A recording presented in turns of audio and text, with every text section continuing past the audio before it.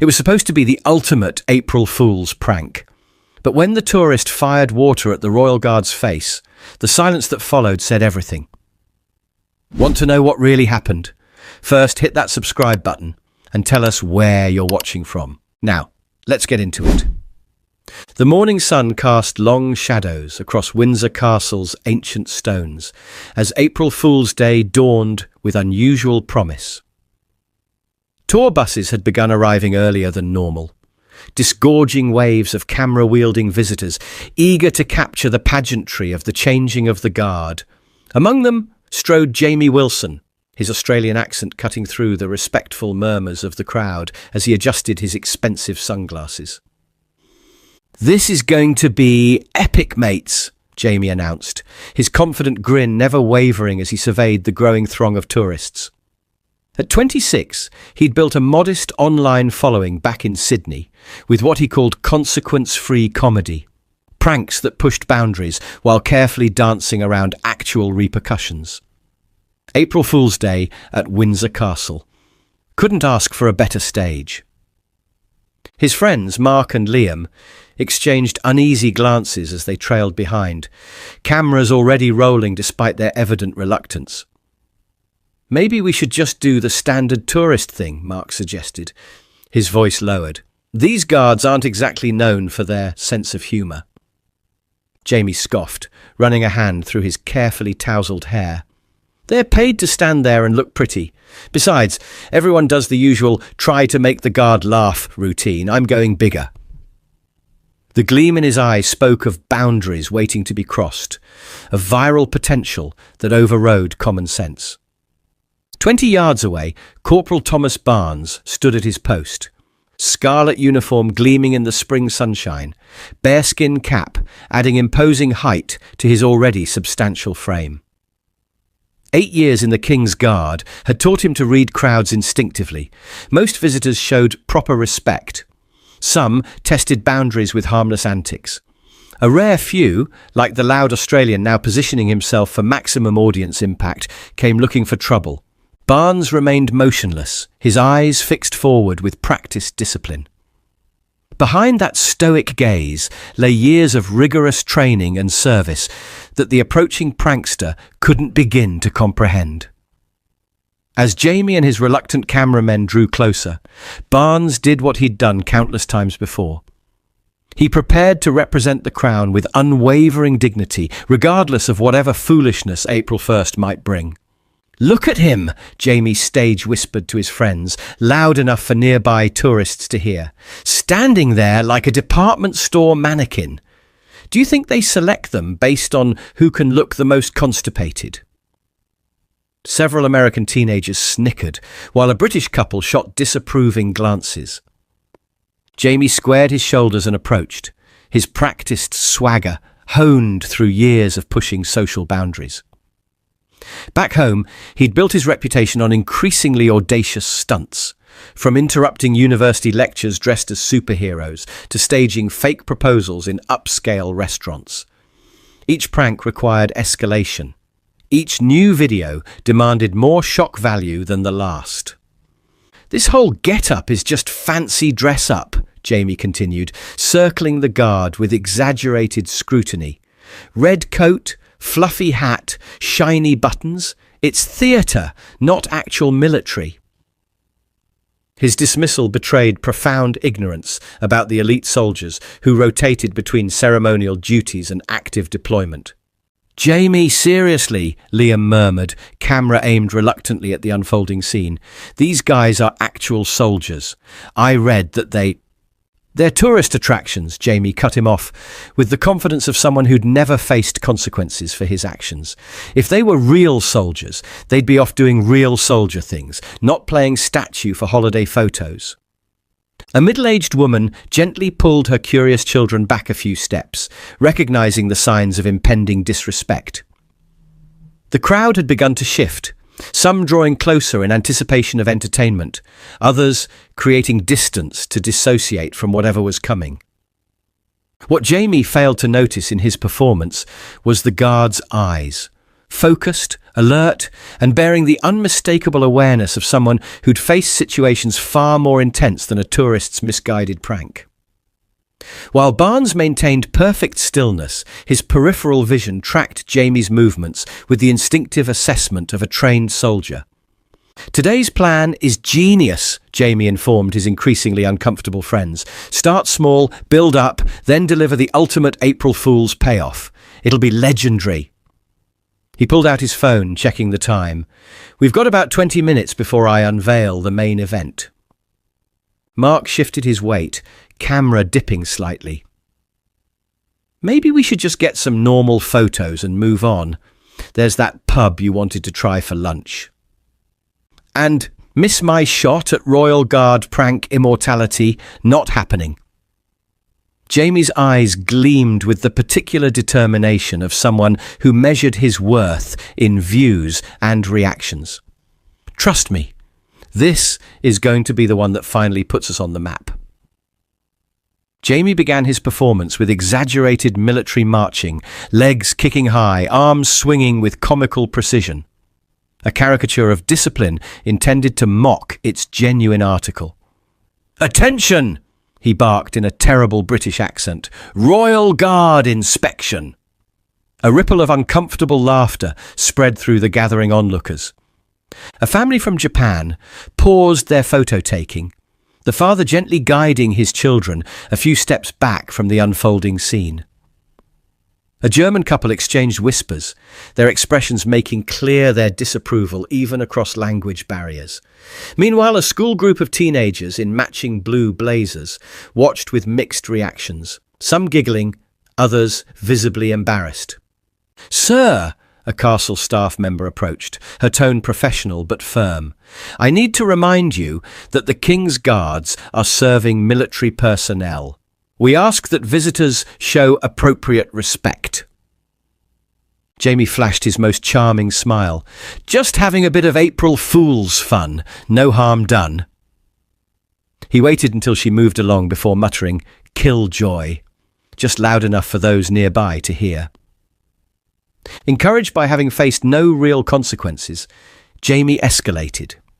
He moved closer to Barnes, posed for selfies with exaggerated faces, then pretended to polish the guards' buttons while providing running commentary. "Missed a spot there, mate. Can't have the King's toy soldiers looking shabby."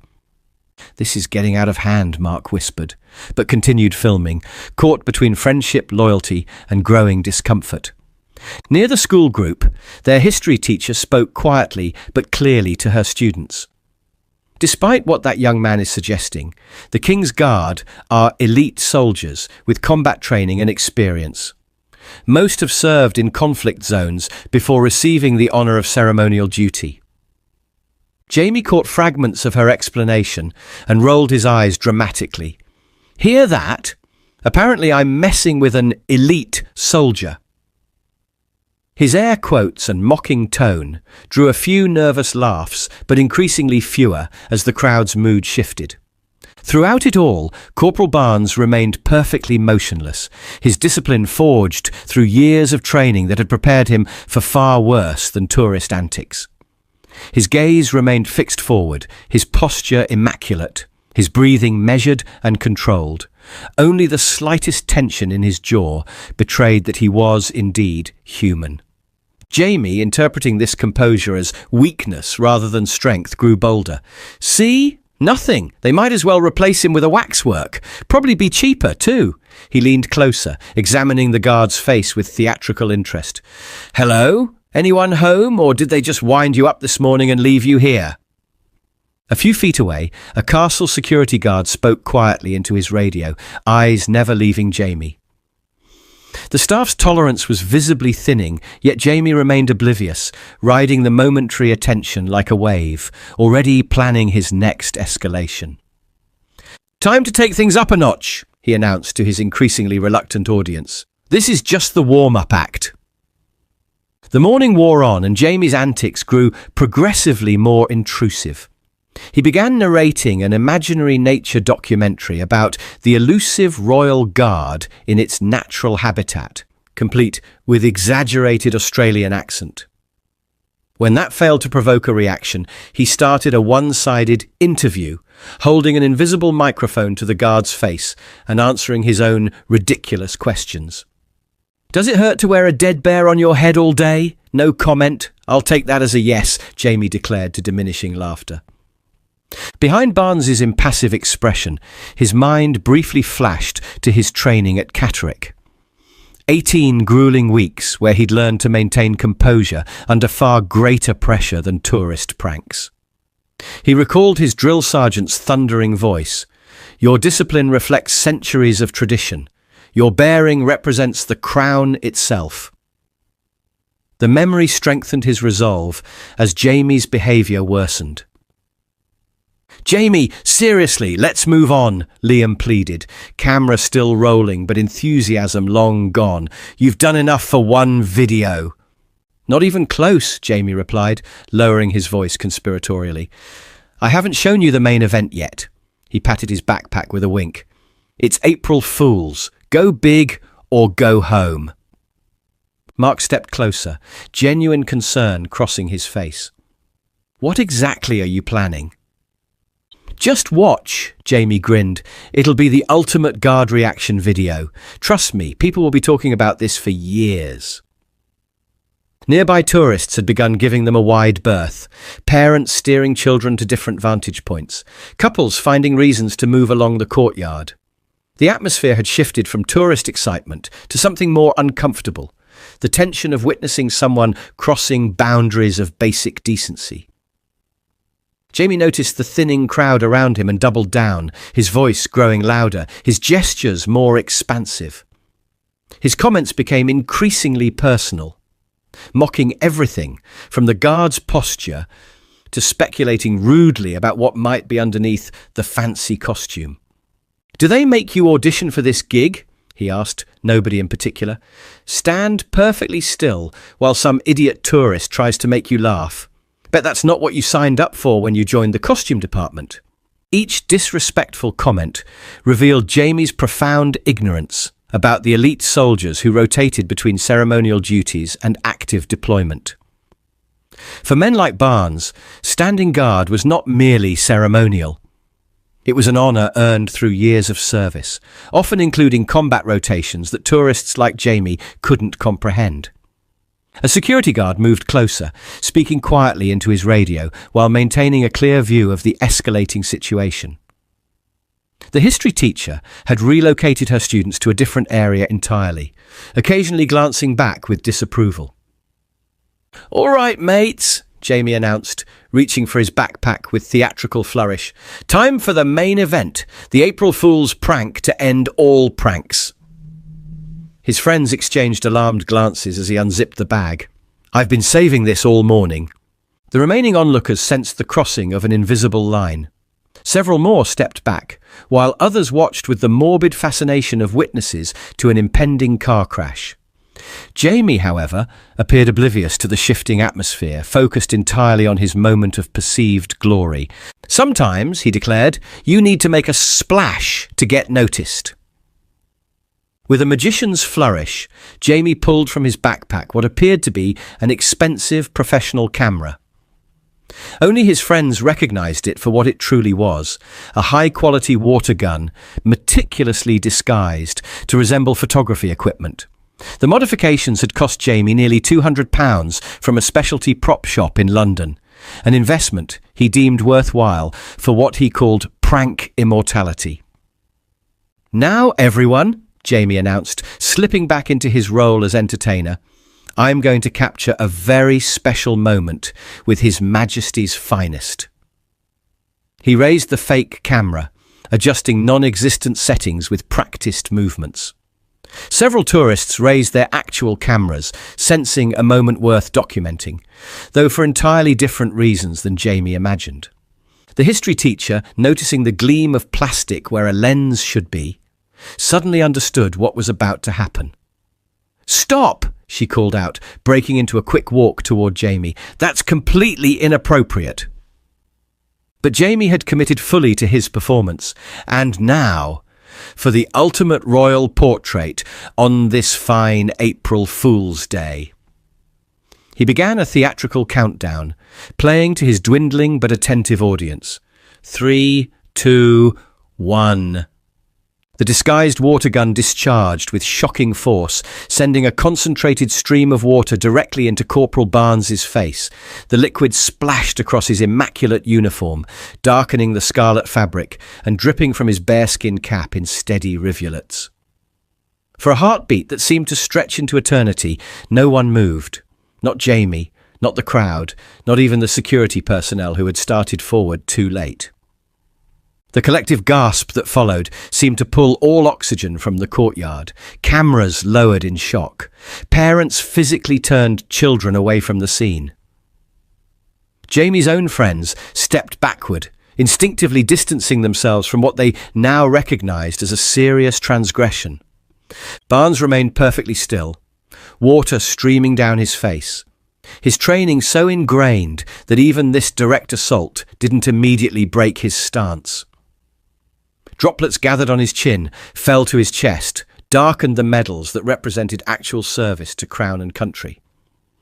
His eyes, however, had changed. Fixed now directly on Jamie with the focused intensity of a soldier who had made a decision. Jamie's triumphant smile began to falter at the edges. The lack of immediate reaction wasn't what he'd expected. The crowd's horror, rather than amusement, wasn't in his mental script. Something in the guard's unwavering gaze sent the first chill of realization down his spine. "It's just water, mate," Jamie offered weakly, the fake camera still clutched in his increasingly unsteady hands. "April Fools, right? All in good." The movement, when it finally came, was so swift and precise that onlookers would later disagree about exactly what they'd seen. Barnes stepped forward with military efficiency, each motion economical and purposeful. His white-gloved hand closed around Jamie's wrist with controlled pressure, not injuring, but completely immobilizing. With his other hand, he relieved Jamie of the fake camera in one smooth motion that spoke of tactical training rather than ceremonial practice.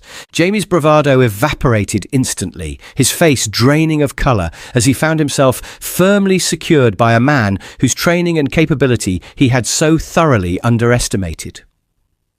The guard's grip wasn't painful, but it communicated with perfect clarity that any resistance would be unwise. It was just a joke," Jamie stammered, his Australian accent suddenly thicker with nervousness. The courtyard had fallen into complete silence, the tension almost suffocating as the consequences of his prank began to materialize in real time. Barnes's expression remained professional, but there was something in his eyes that made Jamie swallow hard. The unmistakable look of someone who had faced actual threats and knew precisely how to handle them. Water continued to drip from the guard's uniform as he held Jamie in place, waiting for the security personnel who were now rushing toward them. In that moment, staring into the composed but unyielding face of the man he'd assaulted for entertainment, Jamie Wilson finally began to understand the difference between a prank and a profound mistake. "The weapons, sir," Barnes stated firmly, his voice carrying the clear authority of command despite its measured tone. He held the confiscated water gun with the same precise grip he would use for actual contraband. Jamie's wrist remained secured in Barnes's other hand, the guard's posture revealing years of tactical training that had nothing to do with ceremonial duty.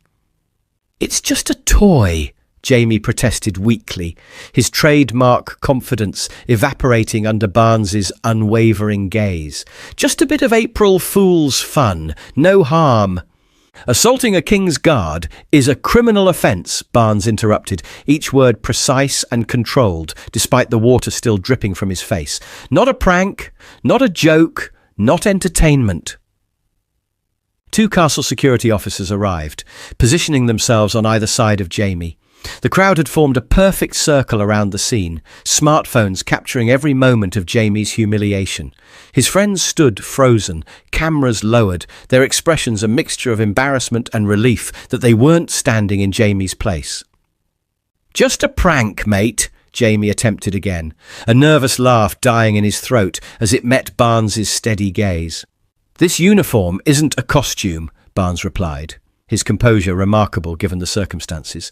"These medals aren't props." He released Jamie's wrist as security took position, but his presence remained commanding. "Before standing on this post today, I completed 2 tours in Iraq. The men who stand at Buckingham Palace tomorrow returned recently from NATO exercises in Eastern Europe." Jamie blinked, his perception visibly shifting as Barnes continued. "Each button on this tunic, each crease, each piece of brass represents over 300 years of unbroken service to the Crown," Barnes explained, not with anger, but with the clear purpose of education. "When you mock this uniform, you mock the sacrifices of every soldier who has worn it, including those who never returned home." The crowd remained silent, the only sound being the soft drip of water from Barnes's uniform onto the ancient stones beneath. Several older British visitors nodded in solemn agreement with the guard's words.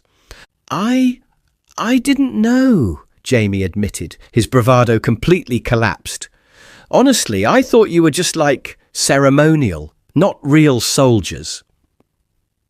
"Every guard on ceremonial duty has earned their place through actual military service," Barnes explained. "The privilege of standing here comes after proving oneself in training and often in combat." One of the security officers spoke into his radio, confirming that police had been notified. Jamie's face paled further at this development. "Are those real medals?" Jamie asked, his tone completely transformed, genuine curiosity replacing his earlier mockery.